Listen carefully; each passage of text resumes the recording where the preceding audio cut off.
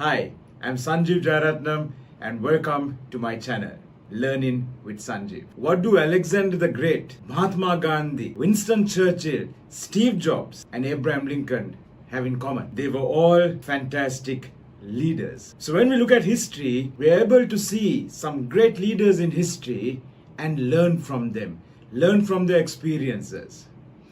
That's what we are going to talk about in this video. We are going to talk about 5 leaders and what made them special. Learn from them, even if they lived thousands of years ago. So stay with me right through the end. So if you look at the first leader on our list, Alexander the Great of Macedonia. Lots of people think that Alexander was actually from Greece. No, he was from a country adjoining Greece called Macedonia. He was the king of Macedonia, inherited the kingdom from his father Philip, who was poisoned, they say. So what was special about Alexander? He had a really clear vision of what he wanted to achieve. And he was able to unite his people and his generals to support him in achieving his vision. And when we talk of modern leaders, every single leader needs to have a clear, compelling vision, which is then going to mobilize the whole team, the whole organization to be behind him and achieve this vision, isn't it? Compelling vision. Compelling vision becomes so important.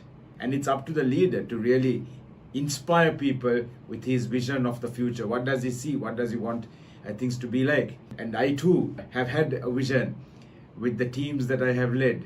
The many choirs that I led and we took them to international level, international standard. We had a clear vision. This is what we are going to do. We want to bring the choir up to this level. We want to go out and win competitions. Clear vision. And even when it was children in the choir, children of 10 to 14 years old or teenagers or adults or young adults, when the vision was clear, it was very easy to mobilize the entire choir towards the vision. So coming back to Alexander, when he was just 20 years old, he inherited the throne of Macedonia from his father Philip. Instead of just maintaining his kingdom as it was, he dreamt of something bigger. He wanted a kingdom, an empire that stretched all the way from Greece to the ends of the known world. And actually when he ended, he had gone into India as well. So one night around the campfire, sitting down with his friends and his generals, he was telling them about this vision. Not just conquering territories, but unifying, bringing together diverse cultures under one empire and blending the East and West. And he was the first person to do this very successfully. And they say that one day he was actually crying because he didn't have fresh worlds to conquer. And inspired by his words, his troops rallied behind him, generals rallied behind him, and they marched across deserts, across so many thousands of kilometers and conquered so many territories because his vision was so clear. So one famous quote of Alexander, he says, "I am not afraid of an army of lions led by a sheep, but I am afraid of an army of sheep led by a lion." So it's all about the leader. If the army of sheep are led by a lion, well, that army could still be successful because the lion is really going to inspire and motivate that group of sheep. So strong leadership. Alexander was a very strong leader, and no sooner he died really. He died at a very early age, in his early 30s. No sooner he died, his whole empire disintegrated. One of his generals took over Egypt, Ptolemy, and became the first Ptolemy pharaoh of Egypt. One of Cleopatra's successors, I think. So that was the whole empire disintegrated after Alexander died. So a very short space of time, Alexander's empire lasted, but he did create it with his strong, compelling vision. When I was working at IFS and we were doing ERP implementations, it had to be a clear vision. This is where we want to help the organization to be. This is what we want to do for our client. This is how we want to implement this system. Clear vision, we could mobilize the entire team of software engineers, project managers, everyone to go achieve that vision. So up to the leader to have a clear, compelling vision. And that's Alexander the Great. Number 2 in our list of great leaders from history whom we can learn from, Abraham Lincoln, the 16th president of the US. And Abraham Lincoln is all about leadership in crisis. His life itself was a crisis from beginning to end, really. He went through so much of personal problems, They say he had so many of his family members dying. It was a great struggle to get where he got. He grew up in poverty, in very, very, very poor circumstances, finally became the president of the US. And of course, he was also assassinated. So what we can learn from Abraham Lincoln is the importance of resilience, empathy, and making tough decisions during times of crisis. Abraham Lincoln was the president of the US during the Civil War, and he really wanted to preserve the Union. So preserve the Union, the United States, because the South wanted to break away, the Confederate states wanted to break away and create their own country. And Lincoln was the president of all the states, and he was trying to, keep it together. So then at one point the South decided, no, we are going to fight for our freedom, fight for independence and break away from the Union. And that was the Civil War. And at one point, actually, Lincoln changed the whole focus or the context of the war and said, no, it's going to be about the freedom of the slaves. This is what we are fighting for. We are fighting for freedom of slaves. And that, again, compelling vision as well, that was again able to help to get all the northern states to be more motivated to somehow win the war. Lincoln famously said, I am not bound to win, but I am bound to be true. I am not bound to succeed, but I am bound to live by the light that I have. That's a tremendous saying, isn't it? I'm not bound to win, but I'm bound to be true. I need to be true. I need to be true to myself. I need to be true to my values. I need to be true to who I stand for as a leader, as a human being. Lots of times today we don't have leaders who stand by anything. What are their values? It's very dodgy, very hazy. What are the values? How can we follow a leader whose values are not clear? We need to follow someone whose values are really, really clear, isn't it? And that's so important. Integrity. Doing the right thing even when no one is watching. And it was very clear that Lincoln had very, very high integrity. As we go into our own local presidential election, my hope is that we get a president, no matter who he or she is, who has high integrity. Because if the integrity is there, the honesty is there, lots of other things will fall into place. So Lincoln's words reflect his deep commitment to doing what he believed was right, even in the face of failure. And that's really important, isn't it? So in the midst of the American Civil War, Lincoln was facing tremendous pressure from all around him. Union was fractured, it was going to break apart, was on the brink of breaking apart. And after a series of defeats, the war was on and Lincoln was losing. In 1862, a series of defeats. Lincoln was told by his advisors, okay, why don't we negotiate peace with the Confederate Army, with the southern states? And even, let them do what they want. Instead, what did Lincoln do? He made the courageous decision to issue what is called the Emancipation Proclamation, saying, from this day onwards, all slaves are free. He just made the law, put it into law. So the famous Day of Jubilee, where the slaves were made free. This bold move redefined the war as a fight for human liberty and not just preserving the Union. Preserving the Union, yes, it's a great idea, but human liberty is something stronger, isn't it? Something more passionate, something anyone can actually get behind. Those type of values, that type of a vision. That was really the turning point, and it led to the preservation of the Union and the abolition of slavery. So Lincoln's experience and what he went through, leadership in times of turmoil and in times of crisis, tell us that especially in times of crisis, leaders need to be resilient, need to be able to bounce back, need to be strong, need to show their followers, look, I will lead you out of this. I know where I'm going, I know what we are going to do.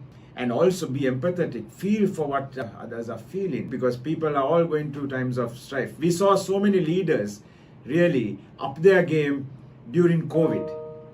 When people were worried about their lives, people were worried about their livelihood. We saw leaders becoming very empathetic, really becoming resilient. I'm sure the leaders were also scared. I know I was as a leader. But we also survived through COVID. We didn't let a single person in our small team go. Everybody was kept on. And we went through the difficult times together and we succeeded as a team. And actually we grew as well, which is absolutely fantastic. So leadership in tough times. We sometimes need to make unpopular decisions. But that's really the role of the leader, isn't it? Doing what the leader thinks is right, finally. And taking blame for things when they go wrong as well. So we need as leaders in tough times to take decisions that resonate with our core values, the core values of the leader. Then there is strong leadership. And people can get behind those core values. So that was about Abraham Lincoln, leadership in crisis. How do you handle it? You have strong values, anything is possible. The third fantastic example is Mahatma Gandhi, whose leadership was all about actually leading by example. So he proved how the power of leading by example can galvanize even millions of people to stand behind him. Leading by example, walking the talk. So Gandhi's commitment was to non-violence and to get independence for India through non-violence. And he actually lived the principles that he preached. So when we look at our modern leaders as well, our leaders need to walk the talk. Lots of leaders, lots of managers say, I have an open door policy. You can walk into my office at any time if you want to talk to me. But whenever someone wants to talk to them, goes up to the office, the door is locked. So walk the talk is not there. Some leaders say, look, punctuality is so important. But the leader is never punctual himself, doesn't walk the talk. Leaders say honesty is very important. But when somebody calls them, they tell their secretary to say, look, I'm not here. So we don't walk the talk. Leaders need to walk the talk, stand up for what is right and lead by example. Then we can inspire trust from our followers. So the story of Mahatma Gandhi. 1930, he initiated the famous Salt March, a 240-mile walk to the Arabian Sea to protest the British monopoly on salt. Gandhi was then 61 and he led the walk himself. Imagine 61 and you're walking 240 miles in the hot sun, barefoot and just with a simple staff in his hand. A simple man. Along the way, he started on his own, the few people along the way, thousands of Indians just kept on coming, adding on to the crowd, following him. And ultimately, there were thousands of people who walked to the sea together. Gandhi went to the sea, picked up some salt, just to show silent protest, defied British laws, just a small act of civil disobedience. And this small act actually ignited a nationwide movement, demonstrating the power of non-violence and personal sacrifice. And that Gandhi's leadership and his personal example inspired millions of people to follow his path of peaceful protest, which ultimately led to India's independence. So one of the most famous statements that Gandhi made, we all know, is be the change that you want to see in the world. And lots of times we expect others to change to make things better, but we refuse to change ourselves. So Gandhi said, no, you want things to change, you change yourself. You change first. And even in our country, when things were going wrong, I decided I'm going to change. We want things to change around us. We need to lead by example. We need to be more disciplined ourselves. And I decided I'm going to be more disciplined. I want others to be disciplined. Let me start with myself. Lead by example. You want others to be punctual? Let's become punctual first. Lead by example. So that was Gandhi. So Gandhi's life really exemplifies the principle, really shows this principle that true leadership comes from example, leading by example. Nothing better. More than all the words the leader can say, what the leader can do is demonstrate what he wants by his own actions, by his own life. And then people are going to want to follow more. Make sense? Winston Churchill is our number 4. Number 4 on our list of great leaders that we can learn from history. And what Winston Churchill really teaches us is the power of communication. How a leader who can communicate well can get a lot done by even a whole population, which is what Winston Churchill did, as he was the Prime Minister of Britain during the Second World War. Terrible time, people dying all over the world, and Winston Churchill has to lead this nation to war. And it was his words, his speeches. Churchill himself says that he spent many hours sometimes on his speeches, even changing one sentence here and there, looking at it, speaking it out aloud, seeing how it sounds, being meticulous in crafting the words of his speeches. And his speeches have stood the test of time. Even today, people study his speeches.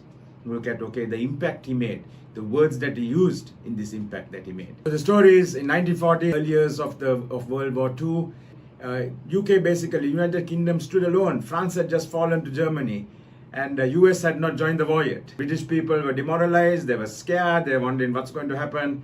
And Winston Churchill was the newly appointed Prime Minister. And he spoke to the nation, he addressed the nation with a speech that is now famous. His speech, just to paraphrase, he said, "We shall fight on the beaches. We shall fight on the landing grounds. We shall fight in the fields and in the streets. We shall fight in the hills. We shall never surrender. And that's also much of a great speech, isn't it? Repeating some of the words over and over again. And in this speech, the little example I gave you, the little extract of his speech that I gave you, he repeats, we shall fight, we shall fight. We shall fight on the landing grounds. We shall fight on the beaches. We shall fight in the fields. We shall fight in the streets. We shall fight in the hills. We shall fight everywhere. We shall never surrender. So Churchill spoke with such conviction and with such power and impact that the people really galvanized, that he was able to galvanize the whole population behind him to stand as one nation and to actually finally defeat Germany. And wasn't that great? The power of communication. One of his famous statements, he says, success is not final. Failure is not fatal. Success is not final. Failure is not fatal.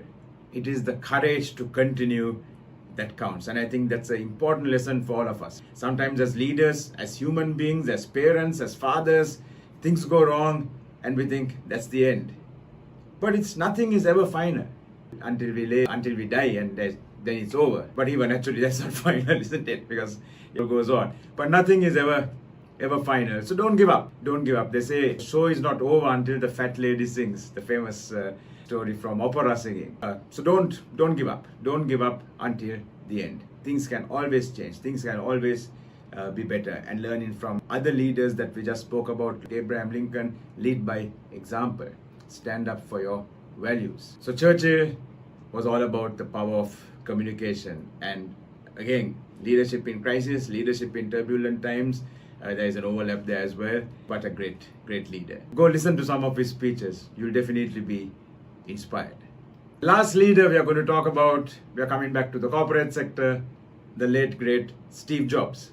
What we can learn from Steve Jobs is innovation and risk taking. He took a lot of risks. He came out with products before the consumer even realized that they needed such a product. Jobs had a clear vision for Apple, again vision, and a relentless pursuit of innovation, what he believed in, his values, his dream. Today, the leaders all around us, really, you and me as well, we need to take risks. We need to have a clear vision, we need to take risks, we need to keep changing, we need to innovate.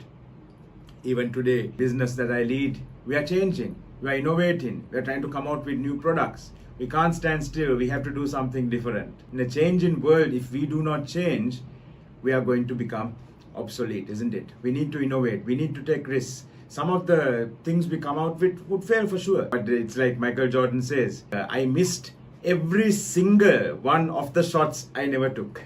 So Michael Jordan, the basketball player, says, yes, of the shots I took, I succeeded with some percentage and I missed some of the shots. So maybe let's say 50-50, just for argument's sake. I missed 50% of the shots I took, but I missed 100% of the shots I never took. So if we innovate, we come out with a new product, there is a chance that it will fail, of course.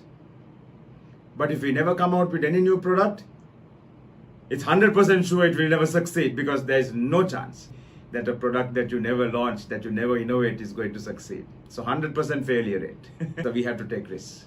That's the learning here. We have to take risks. So in the late 1990s, after returning to Apple, after he was fired, even he was the founder, he was fired, and then Apple needed him back. He came back and really turned the whole company around. So it was Steve Jobs who came out with the iPod, the iPad, the iPhone. All of that was Steve Jobs. He realized that the company needed something groundbreaking, revolutionary to regain its position in the market. And he came out with the iPod, first of all. It was a very risky venture. Apple had never developed a product like this before. It was into computers. A market for portable music players was uncertain. He wasn't sure whether people would go for it. However, he pushed forward, thinking that people would embrace the idea of having their entire music library on a small device, which they can put in their pocket. Fantastic, isn't it? Apple never looked back after that. And also, if you go and watch some of Steve Jobs' speeches, we see that he was a great communicator as well. He launched some fantastic products, and whenever he would launch a product, he would use big emotional words to really get the audience excited. He would say something like, today I have a fantastic, phenomenal new product to show you. He wouldn't say, today I'm launching a new product or a good product. He would always say something like, a phenomenal product.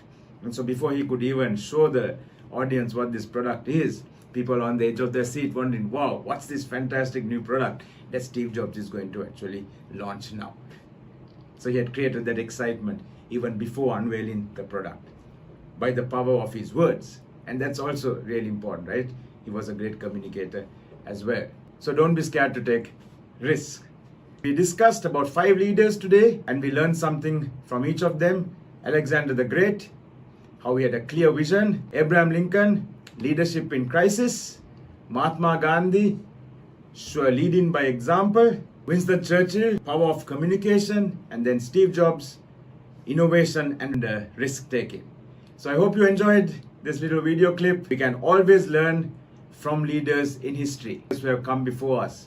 What are the challenges they faced? Because challenges are going to be there every day. There's going to be leadership in crisis every day. There's going to be the need for communication every day. There's going to be the need for leading by example every day. There's going to be the need for standing up for your values every day. And there's going to be the need for innovation and risk taking every day. So if you like this video, please do give a thumbs up. Press on that like button right there. Don't forget to subscribe so you don't miss out on any other videos put out. Hopefully learning something along the way as well. I hope you enjoyed it. Stay safe and stay blessed. Till the next time.